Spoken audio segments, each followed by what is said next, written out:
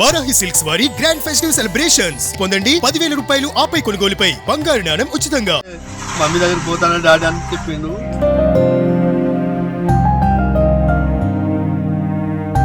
2 days లో మనం ఇక్కడ అందరం ఇక్కడ ఉంటాం డాడీ అని చెప్పిండు. నేను నైట్ ఫోన్ చేసిండు. ఒకే ఒక్క ప్రమాదం ఆ తండ్రి కడుపు కోతను మిగిల్చింది. ఆ తండ్రికి తీరని శోకాన్ని మిగిల్చింది.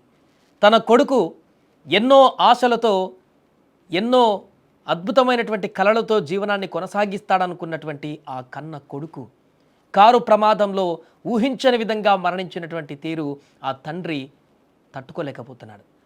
రాత్రి జరిగినటువంటి ఒక భారీ ప్రమాదం కారులో ఉన్నటువంటి 4 విద్యార్థులను స్పాట్లోనే మరణించేలా చేసినటువంటి ఘటన ఇప్పుడు తీవ్ర విషాదంగా మారింది. మొత్తం 5 విద్యార్థులు, చాలా చిన్న వయసు ఉన్నటువంటి విద్యార్థులు, చదువుకుంటున్నటువంటి విద్యార్థులు, అంతా స్నేహితులు, హ్యాపీగా వెళ్తున్నారు వారు ఒక ప్రాంతానికి. అంతా బాగానే ఉంది. కారులో వెళ్తున్న సందర్భంలో ఊహించని ప్రమాదం. కారు పూర్తిగా నుజ్జునుజ్జైంది. స్పాట్లోనే అందులో ఉన్న 4 విద్యార్థులు, BBA చదువుతున్నారు, 4 విద్యార్థులు అక్కడే ప్రాణాలు కోల్పోయారు. మరొక విద్యార్థిని తీవ్ర గాయాలతో హాస్పిటల్ పాలైంది. ఈ ప్రమాద విషయం తెలుసుకున్న ఆ కుటుంబ సభ్యులు, తల్లిదండ్రుల రోదనలు మిన్నంటిపోయాయి. ఆ యొక్క మృతుల కుటుంబాలు అక్కడికి వచ్చి వారి మృతదేహాలను చూసి గుండెలు అవిసేలా విలపిస్తున్నాయి. నా కొడుకు హీరో అవుతాడనుకున్నాడు, హీరో అవుదామనుకున్నాడు, రోజు జిమ్కు వెళ్తాడు, మంచిగా తన యొక్క బాడీ ఫిట్నెస్ కూడా మెయింటైన్ చేసుకున్నాడు, తొందరలోనే ఒక సినిమాలో నటించేటువంటి అవకాశం కూడా ఉండేది, హీరోగా తనని స్క్రీన్ మీద, పెద్ద స్క్రీన్ మీద చూసి విజిల్లేస్తామని చెప్పేసి కలల కన్నా ఆ యొక్క తండ్రి ఆశలు బుగ్గిపాలైపోయాయి. ఎంతో భవిష్యత్తు ఉన్నటువంటి ఆ సూర్య తేజ ఈరోజు విపత్కర పరిస్థితులలో ఆ యొక్క కారు ప్రమాదంలో మృతి చెందాడు. సూర్య తేజతో పాటు మిగతా 3 తన స్నేహితులు కూడా ఈ కారు ప్రమాదంలో మరణించినటువంటి ఘటన పూర్తిగా వారి కుటుంబాలలో తీరని శోకాన్ని నింపింది. నిన్న రాత్రి వరకు కూడా వారి తల్లిదండ్రులతో మాట్లాడారు. ఇంట్లో నుంచి బయటకు వెళ్లే వరకు కూడా హ్యాపీగా ఉన్నారు. ఇంట్లో సందడి వాతావరణం నెలకొంది. బయటకు వెళ్ళొస్తామని చెప్పి తల్లిదండ్రులకి అలా సరదాగా వెళ్ళారు. ఆ సరదానే ఇప్పుడు తీరని విషాదంగా మారింది. కారులో వెళ్తున్న సందర్భంలో ఊహించని పెను ప్రమాదం చోటు చేసుకుంది. ఈ ప్రమాదంలో 4 విద్యార్థులు అక్కడికక్కడే ప్రాణాలు కోల్పోయారు.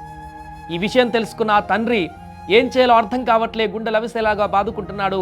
అక్కడ తన కొడుకు బాడీని చూసి ఇలాంటి పరిస్థితి వస్తుందని ఊహించలేదంటూ తన గుండెలు బాదుకుంటూ అతను చేస్తున్నటువంటి ఆర్తనాదాలు అక్కడున్న వారందరినీ కూడా పూర్తిగా కన్నీటి పర్యంతంలోకి తీసుకువెళ్తున్నాయి. నా కొడుకు జిమ్కి వెళ్తాడు, రోజు మంచిగా హీరో అవుదామనుకున్నాడు, టాలీవుడ్లోకి ఎంట్రీ ఇద్దామనుకున్నాడు, సిల్వర్ స్క్రీన్ పైన, వెండి తెర పైన అద్భుతంగా తనని చూసేటువంటి అవకాశం మాకు దొరికేది అని చెప్పేసి కలలు కన్నారు ఆ తల్లిదండ్రులు. అది ఆ ప్రయత్నం వైపు వెళ్ళకముందే పూర్తిగా వారి ఆశలు అడియాశలైపోయాయి.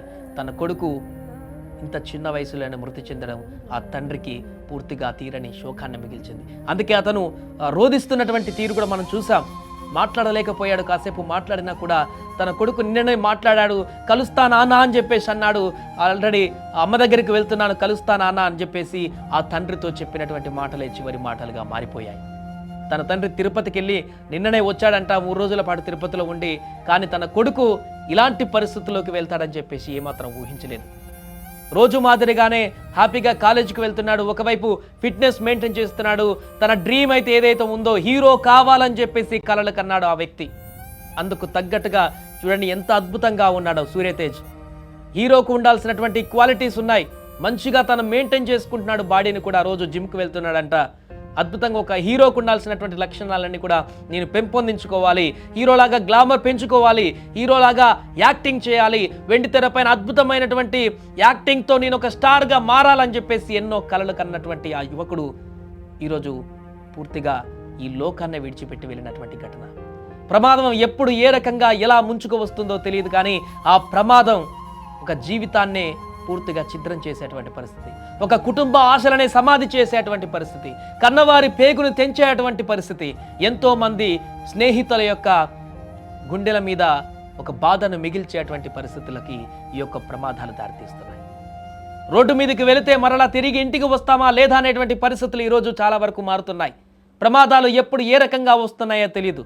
ఆ ప్రమాదాల కారణంగా కన్నవారి కడుపు కోత, కుటుంబాలలో తీరని యొక్క శోకం, వారి పూర్తి జీవితం కూడా బుగ్గిపాలవుతున్న సందర్భం. ఊహించని ప్రమాదం, నిన్న రాత్రి జరిగినటువంటి ప్రమాదం ఇది. మిర్జాగూడ పరిసర ప్రాంతాలలో జరిగింది. ఆ కారు పూర్తిగా నుజ్జు అయిపోయింది. ఎంత వేగంతో ఉన్నారో తెలీదు, లేకుంటే ఆ ప్రమాదం జరిగే సమయంలో ఎదురుగా ఏదైనా వెహికల్ వచ్చిందో తెలీదు, లేకుంటే మంచు కప్పేసిందో తెలీదు, ఏం జరిగిందో కానీ ప్రమాదం మాత్రం తీవ్ర స్థాయిలో జరిగింది. పూర్తిగా కారు నుజ్జు అయిపోయింది. అందుకే స్పాట్లోనే 4 చనిపోయారు. కారు కూడా అలాటప్ప కారు కాదు, అన్ని సేఫ్టీ ప్రికాషన్స్ ఉండేటువంటి కారు అయినా కూడా అది నుజ్జు అయిపోయిందంటే ఎంత భారీ ప్రమాదం చోటు చేసుకుందో చూడండి. ఇప్పుడు ఆ తల్లిదండ్రుల ఆర్తనాదాలు తీర్చేదెవరు?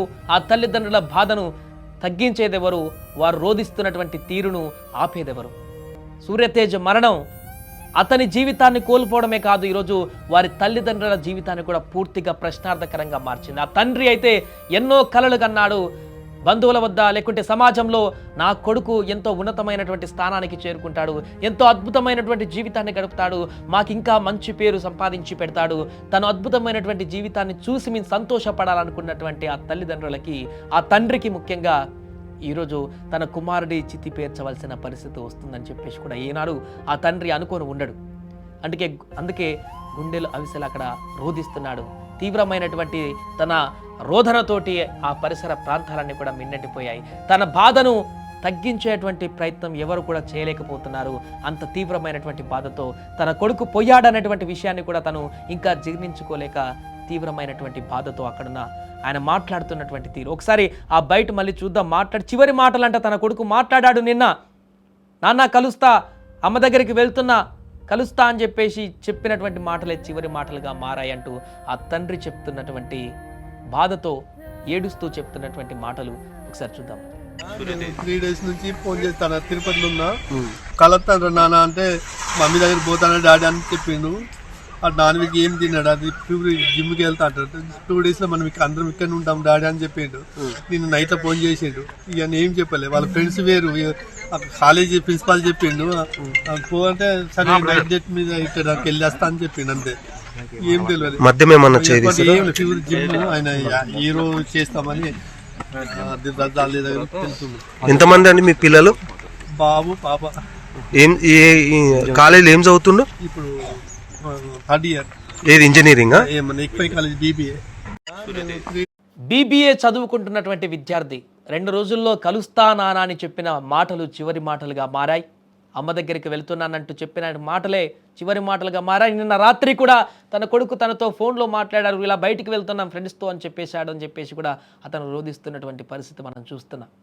ఆయన ఊహించలేదు ఇలాంటి పరిస్థితి. సరదాగా ఫ్రెండ్స్తో బయటకు వెళ్ళారు, సరే అప్పుడప్పుడు ఫ్రెండ్స్తో అలా బయటకు వెళ్తే అలా కొంత రిలీఫ్ ఉంటుందని చెప్పేసి అనుకుంటాడే తప్ప ఏ తండ్రి అయినా కూడా ఇలాంటి మృత్యువు వెంటాడి వేటాడి కొడుకును పూర్తిగా ఈ లోకాల నుంచి కూడా దూరం చేస్తుందని ఏ తండ్రి కూడా ఊహించాడు కూడా.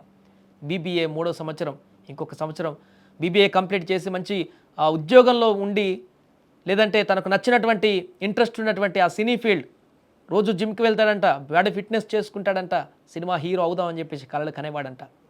ఏమో రేపటి రోజున తనే ఒక స్టార్ హీరోగా మారేవాడేమో, అద్భుతమైనటువంటి నటన చూపించి వెండి తెరలో తన ఒక మైలురాయిగా నిలిచేవాడేమో. భవిష్యత్తులో ఏం జరిగేదో కానీ ఆ భవిష్యత్ అంతా కూడా ఇప్పుడు అంధకారంగా మారింది. ఆ తండ్రి యొక్క బాధను ఇప్పుడు ఎవరు తగ్గించేటువంటి పరిస్థితి లేదు. పూర్తిగా తన తండ్రి రోదనను మిన్నంటిపోయాయి. తనకు 2 పిల్లలు ఉన్నారు, ఒక బాబు ఒక పాప అని చెప్పేసి అంటున్నాడు. తన కొడుకు ఇప్పుడు లేకపోవడంతో పూర్తిగా ఆయన ఆవేదనలోకి కూరుకుపోయినటువంటి పరిస్థితి అయితే ఉంది. అక్కడికి వచ్చినటువంటి మిగతా కుటుంబ సభ్యులు మిగతా 3 చనిపోయారు. ఆ యొక్క కుటుంబ సభ్యులు కూడా ఇదే రకమైనటువంటి బాధను అక్కడ వ్యక్తపరుస్తున్నారు. కలుస్తాను నాన్న అంటే మమ్మీ దగ్గర పోతాను డాడీ అని చెప్పిండు.